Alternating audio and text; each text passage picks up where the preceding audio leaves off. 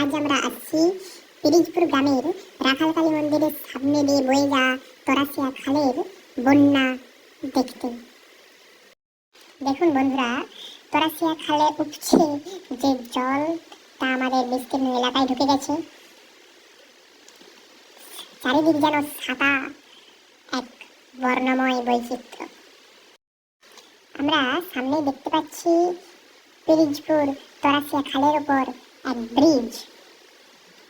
পিরিজপুর গ্রামের মধ্যে প্রবেশ করতে গেলে আমাদের এই ব্রিজটি অতিক্রম করতে হবে। পিরিজপুর গ্রাম আপনাকে স্বাগত জানাচ্ছে। ব্রিজের উপর থেকে আমরা দেখতে পাচ্ছি সেই মায়ের মন্দির, যা এখন বন্যায় প্লাবিত জলের মাঝখানে এই মন্দির আমরা দেখতে পেলাম। এরপরে আরো দেখতে পাচ্ছি এক মৎস্য শিকারী ভাই মৎস্য শিকারের জন্য জাল নিয়ে সেই প্লাবিত জলে নামছে মৎস্য শিকার এর উদ্দেশ্যে। আরো এক মৎস্য শিকারী ভাইকে আমরা দেখতে পাচ্ছি, যিনি জাল জোড়াচ্ছেন এবং ওই আমরা দেখতে পাচ্ছি কিছু মৎস্য সেই জালেতে গাঁথা হয়ে আছে। এবং আরো দেখতে পাচ্ছি এই বিস্তীর্ণ এলাকায় যে বন্যার জল তা একটি ছোট্ট ব্রিজের মধ্য দিয়ে যেন পাতালে প্রবেশ করছে। দেখুন সেই দৃশ্য।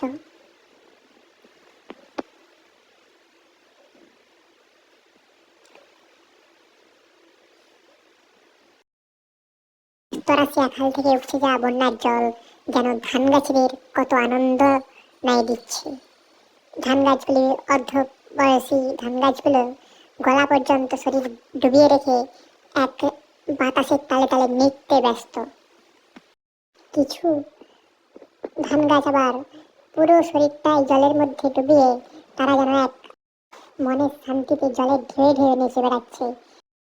এই পরিস্থিতি দেখে আমরা নিজেরাও যেন আনন্দে আত্মহারা উঠেছি এবং মনে মনে সেই কবির ছন্দ জেগে উঠছে। আহা, কি দেখিলাম, জন্ম জন্মান্তরেও ভুলিতে পারিব না। দেখুন বন্ধুরা, বন্যার জল রাস্তার উপর দিকে বয়ে যাচ্ছে। জল এখনো বেড়েই চলেছে, এখনো বৃষ্টি হচ্ছে। কিছুক্ষণ পরে হয়তো কোনো বাইক এই রাস্তা দিয়ে যেতে পারবে না। বন্ধুরা, আজকের ভ্লগ এখান পর্যন্তই। পরের ভ্লগে আবার দেখা হচ্ছে। আপনারা সুস্থ থাকুন, ভালো থাকুন। নমস্কার।